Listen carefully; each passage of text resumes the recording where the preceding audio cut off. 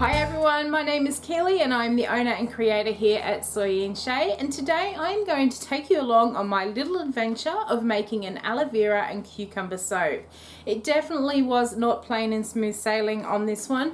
I think I've pinpointed where I may have gone a little bit wrong, but I still do have a wonderful bar of soap, and I will be doing a bit of a test at the end of this video to show you and tell you what I think about adding the aloe vera and cucumber in. So let's go. So for today's soap, I have made up a sodium hydroxide and water solution, which is a 1-to-1 ratio, which is why this is a little bit cloudier and may look a little bit thicker on the camera as well. So basically I worked out I needed 257 grams of sodium hydroxide to saponify my oils, and I added in 257 grams of water. Now to make up the rest of the liquid content for this soap, I am going to be using a fresh cucumber, and I also have a selection of aloe vera leaves here as well, and I am going to get the pulp from out of the middle of the aloe veras here. First thing I'll do is work on the aloe vera, and we'll see how much we get and then whether or not we need to add some more water into this soap to make up the water content. So I'll grab one of my aloe vera leaves here, and I'm just going to chop it down just to make it a little bit easier to handle. And the first thing I'm going to do, this aloe vera's got lots of big spikes running down the edge, so I'm going to cut those off, and I'm basically going to de-skin these aloe vera gels and just get that pulp from out of the middle there. So we'll do that one first. Might just cut it down a little bit more because these are actually quite thin pieces of aloe vera. I am then just going to run my knife down through the middle so that I can actually separate that outer skin from this sticky gooey gel that is in the middle of the aloe vera. And then I'm just going to use my knife and just start to pull some of this clear flesh from out of the middle of the plant. And then I have a jug. I've already started doing some of it. I'm just going to pop that into the jug there.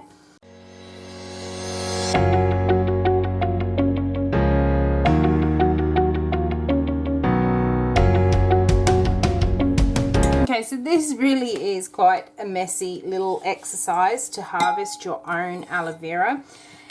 The reasons I've actually chosen to use my own as opposed to using one that you can pre-buy from like a health food shop or from a Bath and Body supplier is because a lot of those ones that you do get from, in particular Bath and Body suppliers, they do have a preservative in them to extend their shelf life, and I really don't know how a preservative actually behaves in a soap, whether it would cause volcano issues with overheating or anything like that, so I figured it was much safer just to harvest my own.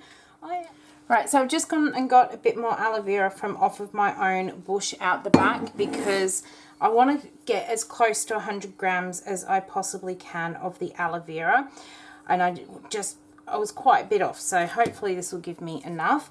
Something I have discovered while chopping this up, that first aloe vera I had with the really big spikes, as I mentioned, that came from off a friend's organic farm, and it's a lovely piece of aloe vera, but it is a couple of days old since they actually cut it for me.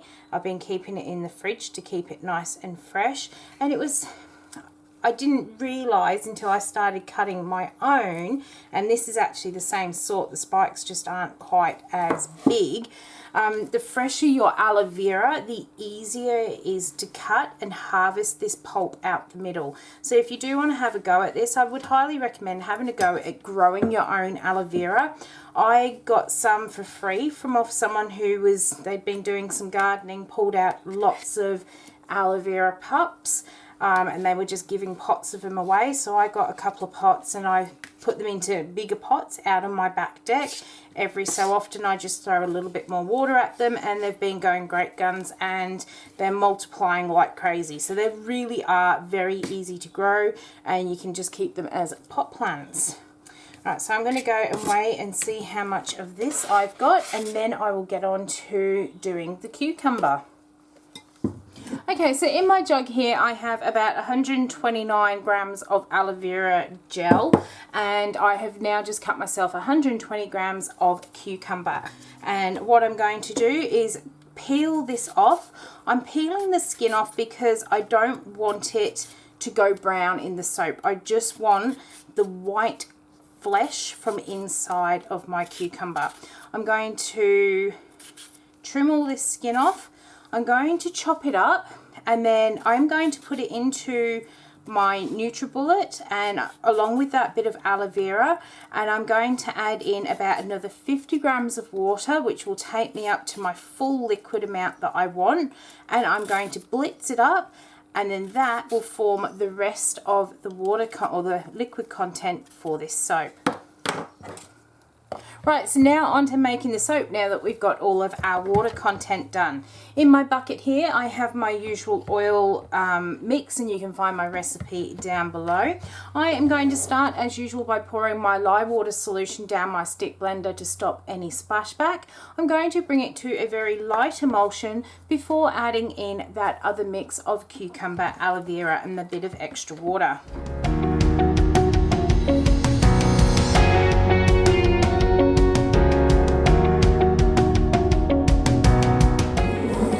Now that I've got that there, I'm going to pour the rest of this liquid solution in here. And that is just to stop any scorching that may happen with the lye water solution and all of those natural additives there. So I'm going to give my bowl a good scrape out, and then I'm going to blend that in, still trying to keep it to either emulsion or a very light trace.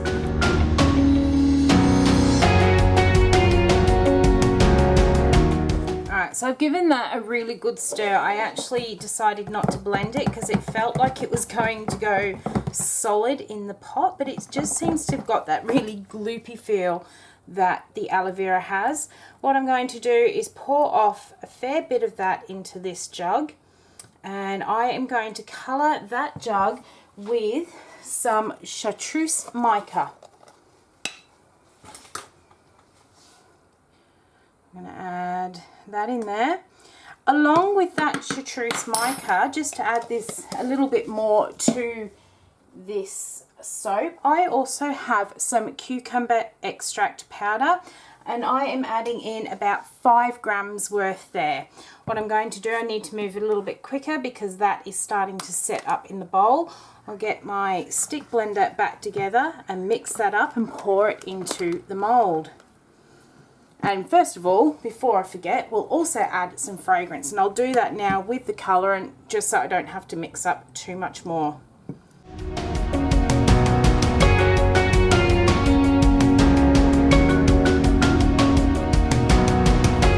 Alright, so I am going to grab my mold here. The idea is I want to do a kind of a bit of a layer on this soap. I can feel that this is getting hot. It's a little bit deceptive. It feels like it is definitely getting hot. It feels like it should be really, really thick, but it still is quite fluid as well. I'm going to leave that sort of amount in my jug here. I'll give that a bit of a wiggle just to get it nice and flat. I am going to work very quickly and get a little bit of a mica line, because why not just live on the edge and see if we can get this whole original design concept I had for this soap going. So I'm going to give it a very quick dusting, and this is some elusive mica from my Micro Obsession.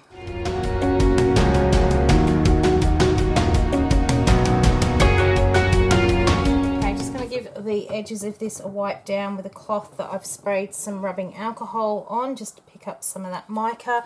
I really don't have much time though to be playing around with this one, so that will do for now. We'll move back over onto this white one.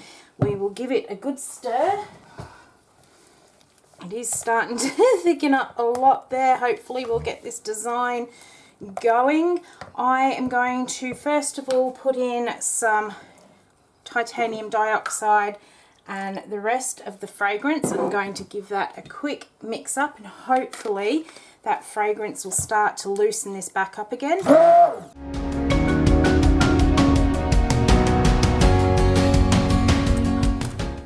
Alright, so that fragrance has actually loosened it up a little bit. It really does look like this is super thick, like soap in the in the pot sort of stage, but it is still fluid enough that I think I'm going to be able to manipulate it into what I want it to be.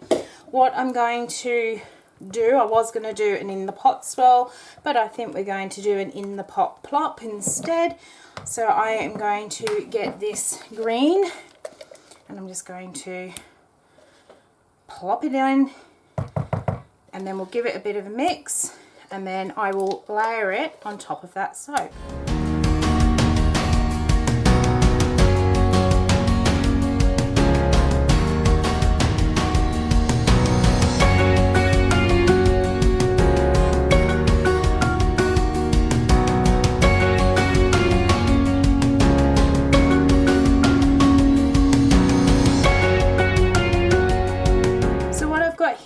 I've got a bit of that elusive mica, which I used to do the mica line with. I've mixed it with a little bit of olive oil, and I'm just going to put a couple of drops on the top of this. This is going to end up being a part of this sort of more naturals range that I was talking about adding into my mix of things.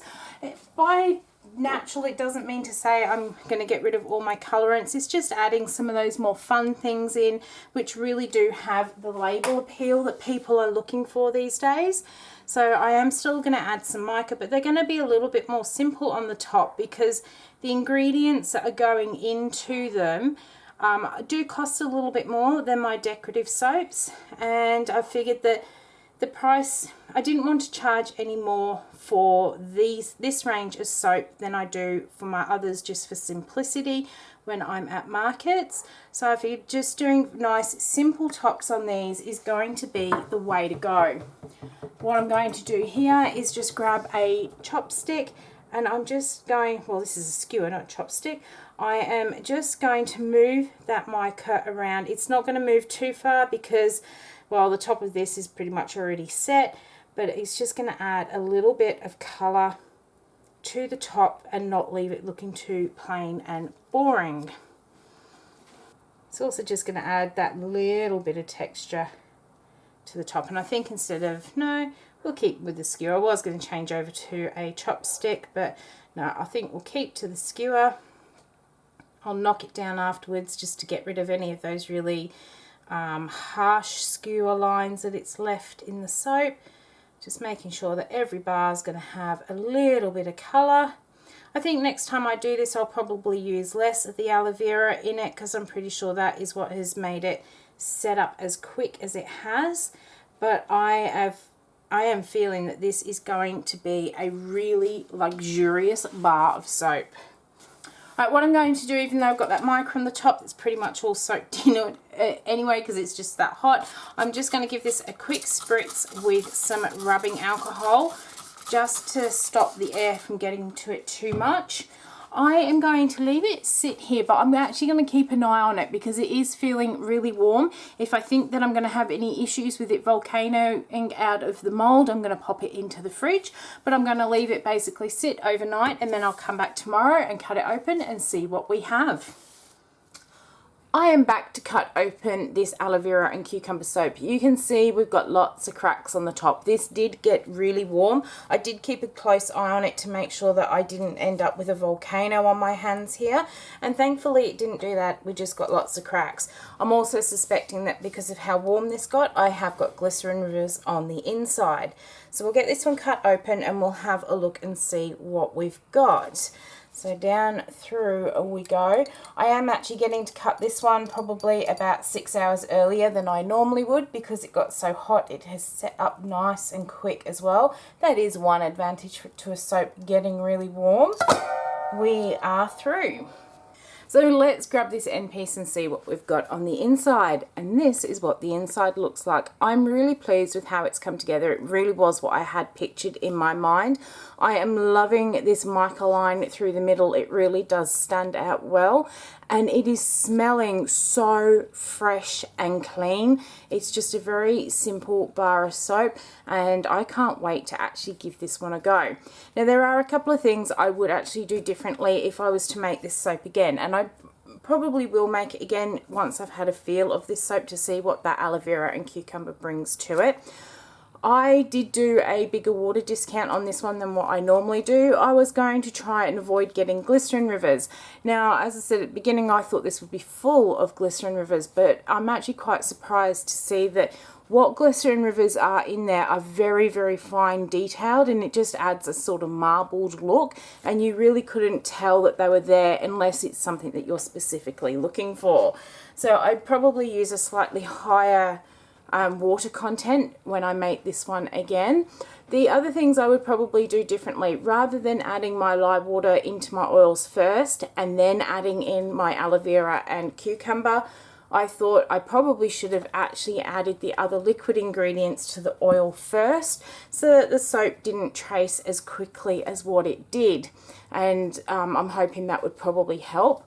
I would probably also use less of that aloe vera because I really did feel the texture of the aloe vera in the soap as I was making it. But overall, despite how quickly this one moved and that bit of cracking on the top, I am really, really pleased with this soap. It is smelling so good. It's nice and clean and fresh, and I think it will just make that perfect morning shower soap. What I'm going to do is clean these soaps up and pop them onto the curing rack for 4 weeks, and then I am going to have a go at them, and I will come back and let you know what I think of adding the aloe vera and cucumber into this soap. So other than the first time I made soap, this feels like it has been the longest 4 weeks until I can actually have a go at this piece of soap. It is set up beautifully. It is smelling fantastic. It's really clean and fresh, and the fragrance oil has held really well throughout its curing time. It's now time to give this a go, but rather than using a whole big block, I have got one of my sort of sample pieces, and I'm just going to get it wet and start to lather it up in my hands. You start off with getting some of those sort of nice thick bubbles, and it does start to go really creamy as well as you work that into the hands. I can feel that it is cleaning my hands without really leaving that dry sort of stripped feeling. It feels so soft and silky. I just want to keep playing in this lather because it feels so nice. I think this is going to be really nice to have in the shower for these winter days, and it is smelling so good. I am really, really happy with it, and I'm certainly going to leave this cucumber and aloe vera soap as a permanent within my sort of naturals range of soaps. So thank you so much for watching how I made my cucumber and aloe vera soap. If you did enjoy watching this, don't forget to leave a thumbs up and maybe any comments down below. If you've got any questions, I will get back to you as soon as I possibly can. And until the next video comes out, I hope you have a great week, and I'll see you then. Bye.